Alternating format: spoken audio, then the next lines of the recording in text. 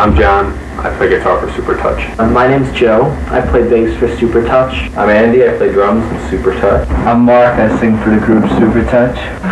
We're Supertouch. They have energy, you know, like they're strong, like live.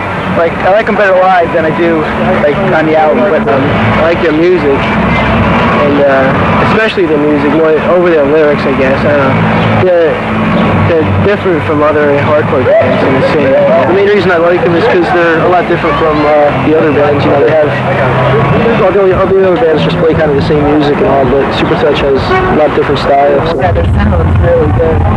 But I was just like more taking pictures tonight, so I wasn't like down there. I think they're boring. I mean, I think they're nice people. Don't get me wrong. They're probably gonna watch this and say, "Gee, that Mike Bolson, what he's saying about us." I mean, they're nice people. I just don't get into their music. I know I've seen them before, but I think every time I've seen them, I've been real drunk and I don't really remember them.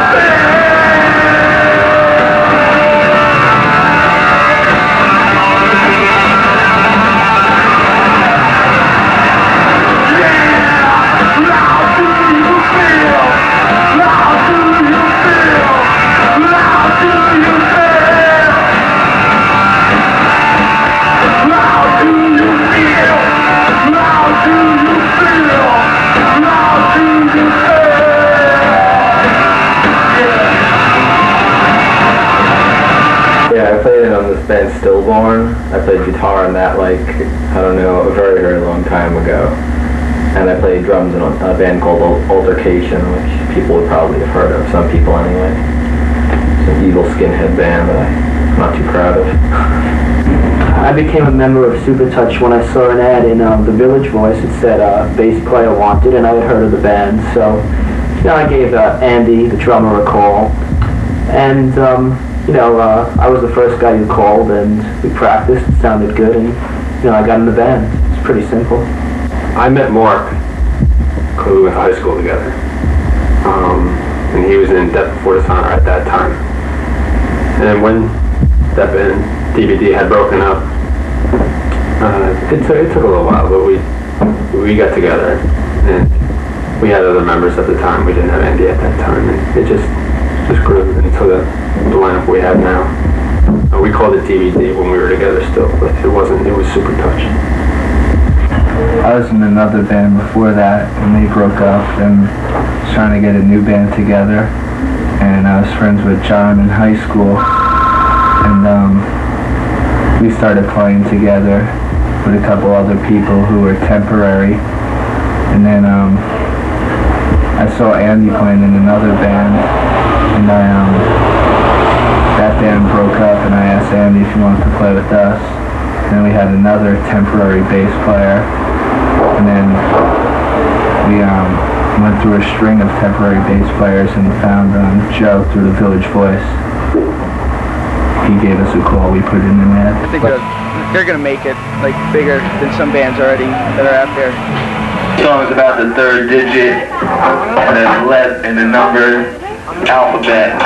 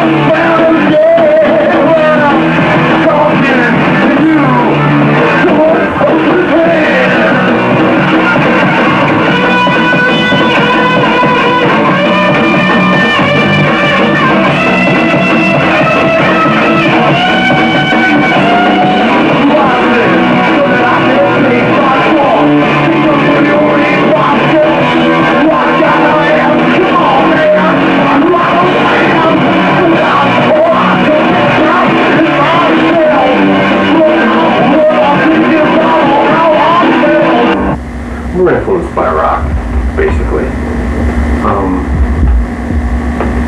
I'd say a little metal. Yeah. I know the other guys are into funk. I don't really listen to it that much. I like it. Rap, I think rap kind of influences it. Or, you know, our approach, maybe not musically or style-wise, but it is an influence on it.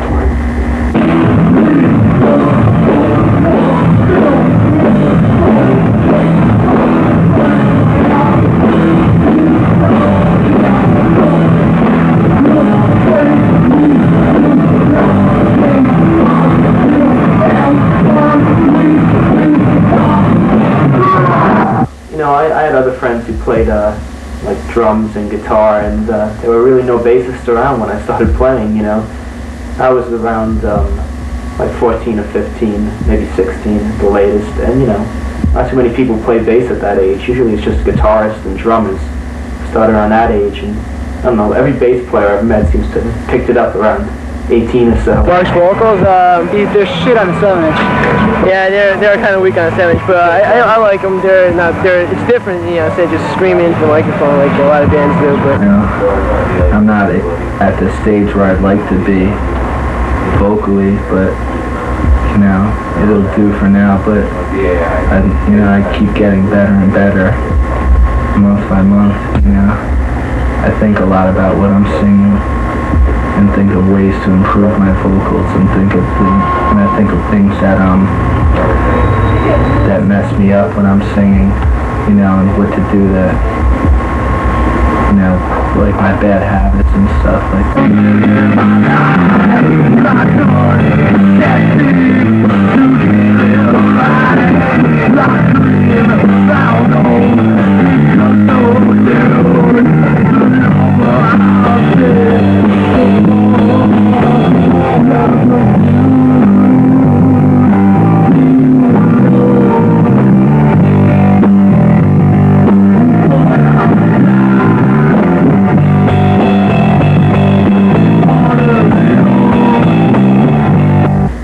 we get along.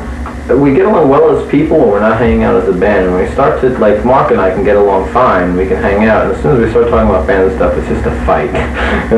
Like it always happens, you know, because he's real sensitive, and it's easy to offend him. And, I mean, I'm the same way, kind of, not as bad as him. So, I don't know, we've always managed to end up in an argument when we're talking about band stuff, but for the most part, we can hang out together and have fun.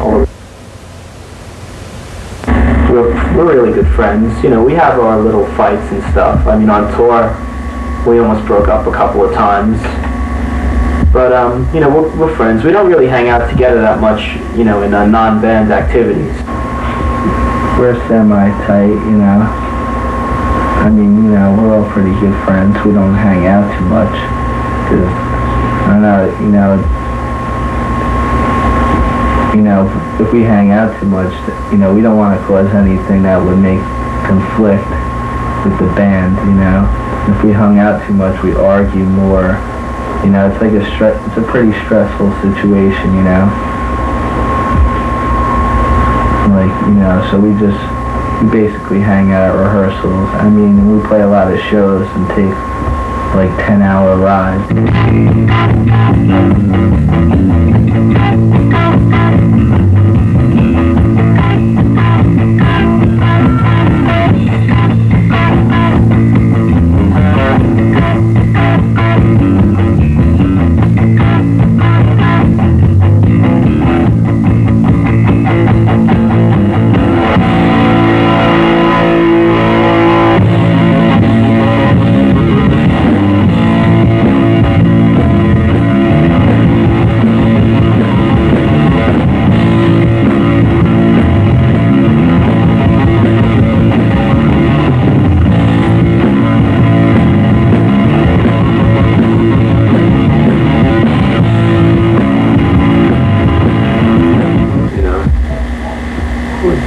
Musically, you know, we just write what sounds good to us. Rock and roll, I mean, music for 84 always borrows from other genres. I mean, hardcore always borrowed from like the early punk and from the 70s punk and 70s punk borrowed from 60s punk, etc., etc. So people are going to be redefining and re-evaluating old styles and incorporating it into the new styles. I just hope we can have a lot more people thinking again about creating something different, something challenging, like in the early 80s. And I'd say I've been around the hardcore scene since I was only 14 years old. I'm 20 now, I'll be 21 in August, and it's definitely changed over the years, definitely. Because back then, you know, hardcore is good because it's an American-started movement, you know. It's like, you know, something the kids started up, you know, just to have fun, just to pass the time. Started out underground, but now, I'd say today, it's like kind of like a fad to be the hardcore, you know. It's lost its touch, I'd say. And also there are now a lot of different factions involved. They're 15 years old, they don't know what they're talking about, they show up for the straight edge bands. If the band has bald hair, they show up. They don't show up for any of the good bands. Sorry. Social D is playing next Thursday, right? Mm-hmm. Social Distortion, they've been around since 79. They're a great punk rock band. They've been around forever. They're wonderful. Any of these people will be there? No, they show up for like, oh, you're bald, I'll show up, you know. I don't like it. Downhill. It's gone downhill. It's become really commercialized and trendy. It's like a fad. It's not. I don't know. For me, it was like it used to be like being disillusioned and angry and there's a lot of energy with it. Now it's just like it's just another fad for kids. This one was written at about 4 in the morning one morning. It's called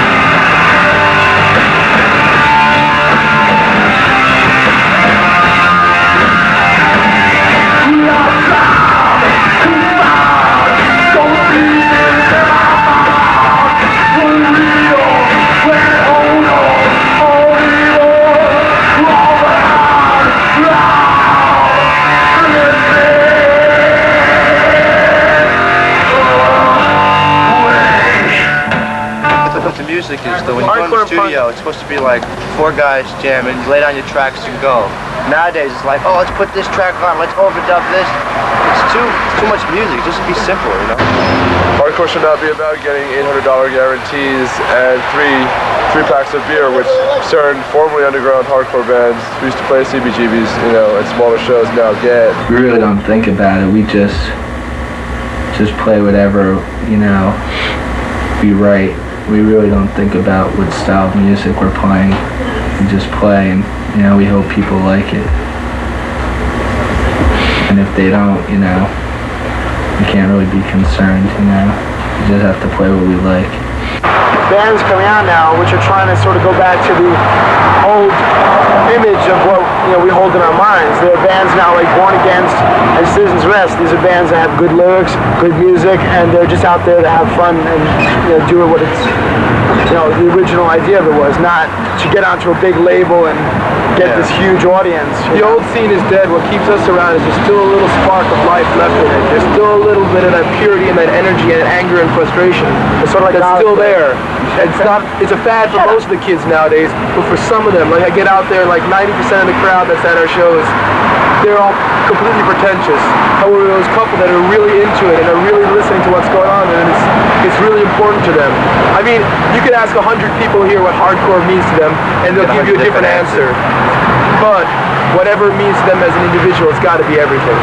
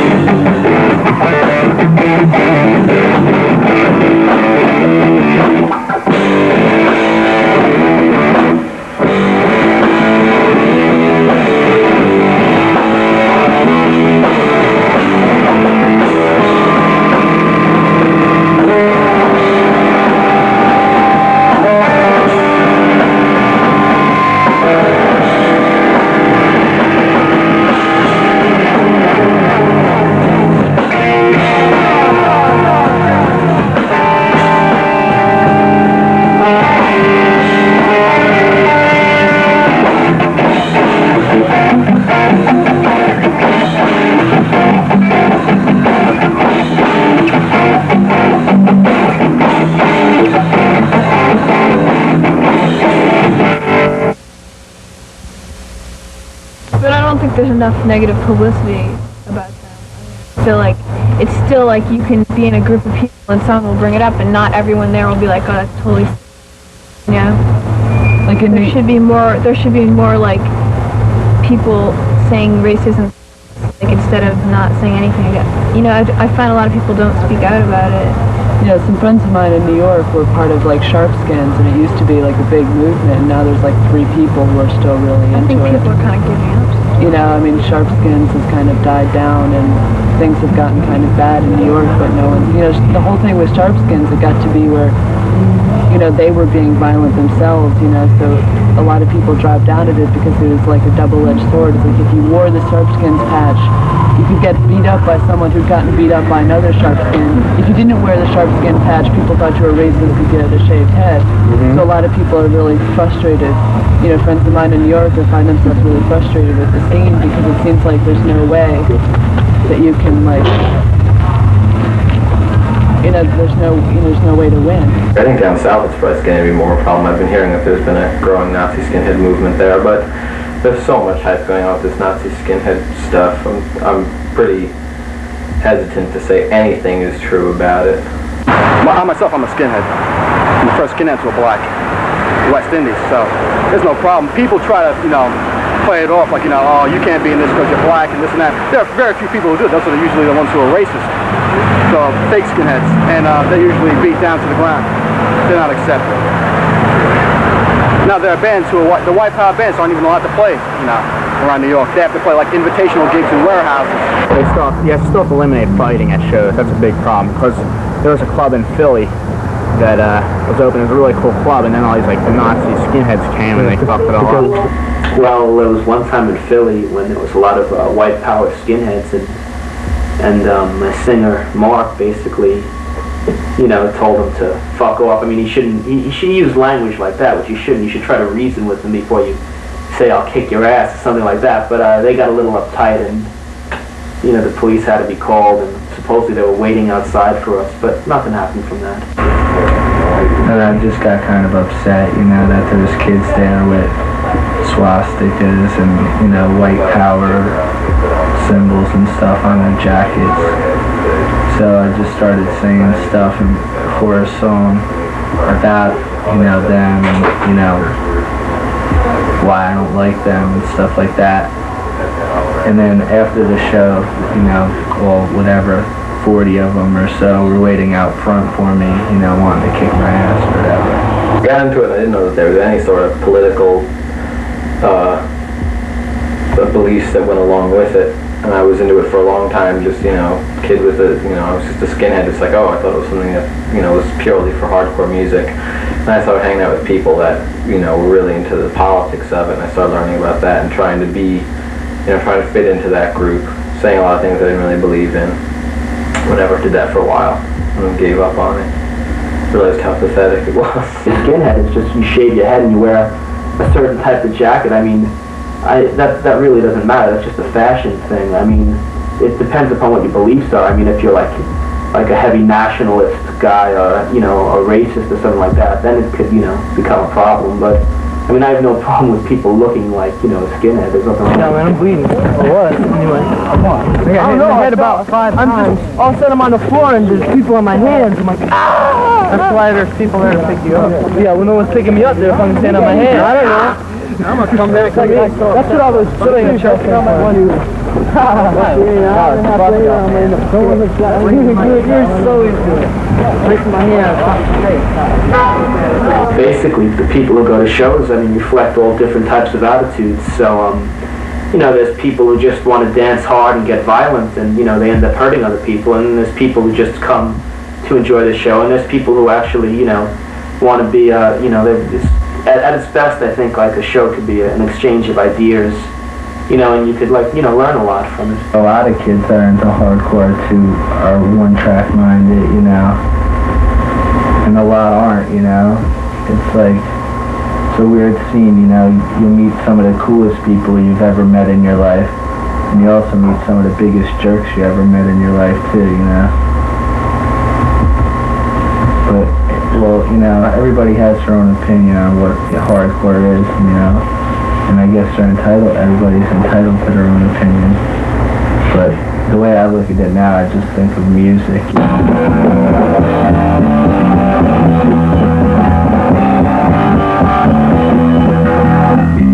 Don't you know your Chromag song? I know one. When you're saying, or you just won't say that much? Did you hear this? Why? Because your level is jumping up. Really? Could you might have to fatten your sound up a little bit. It's because your accents, because, you know, sometimes you hit harder than others. Yeah, maybe a little bit slow. Well, I was trying to figure out what you was doing.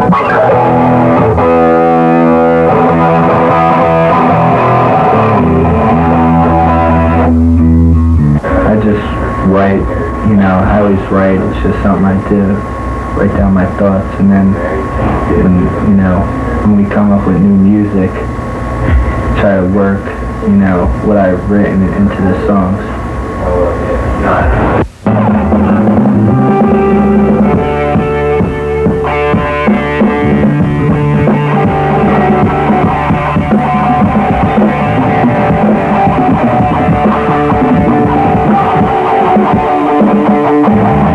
I mean, for a record, I mean, you know that what you play will be there for life. I mean, a demo tape, not too many people will get. So, you know, it could be, you know, things could get pretty tense. I mean, if you're trying to do something and you can't really get it, then, you know, you could just sort of psych yourself out. But, I mean, at its best, I think you could have a good time, you know, recording. As long as you don't psych yourself out. That's something that happened to me. And it's something that happens to Mark, too, so.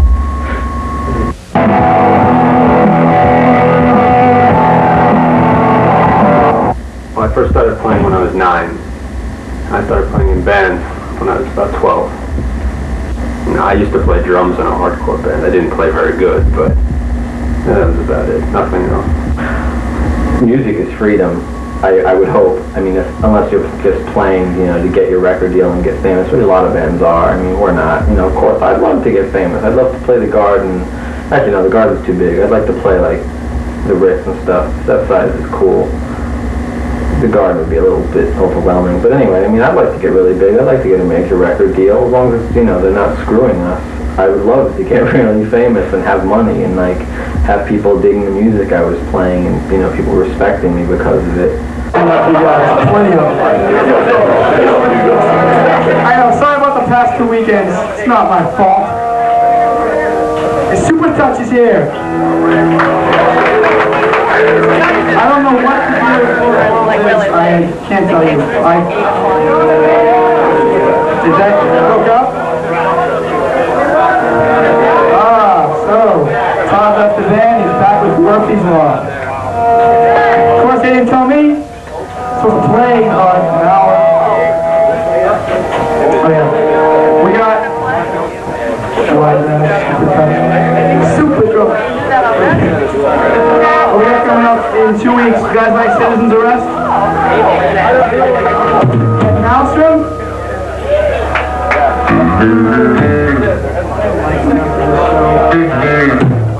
So anyway, at the end of the last Sunday in July, it's right here.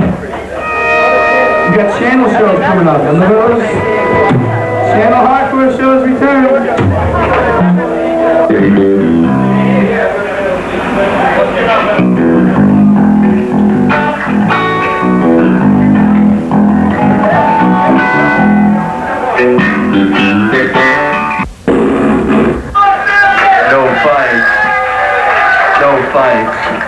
No fights.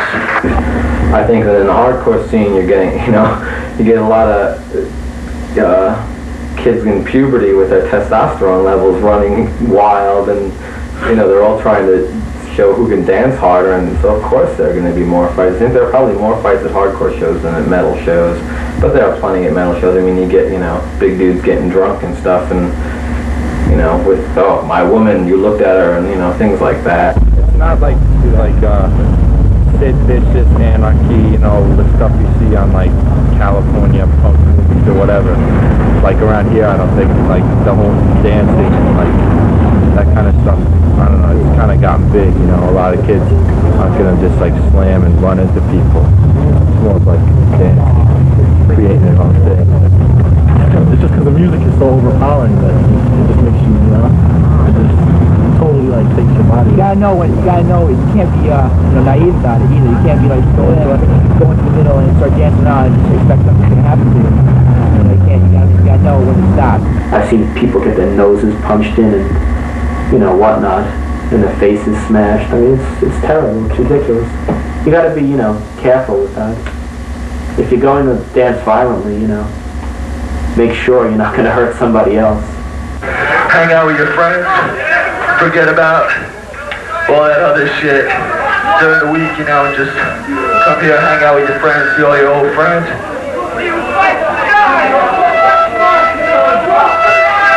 So, you know, don't, you know, if you have fights, it's gonna stop the shows, and we're just gonna be we're just gonna all, like, grow old and start working and, you know, just work.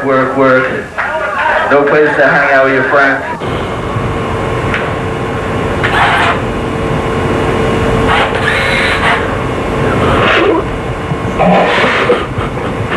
Most people say, yeah, well, like, those cheesy heavy metal bands like Judas Priest and AC/DC, you know, if there wasn't those bands, there wouldn't be hardcore. There wouldn't be heavy metal. There wouldn't have been, like, a new wave of British heavy metal in the 80s, you know? you know, I think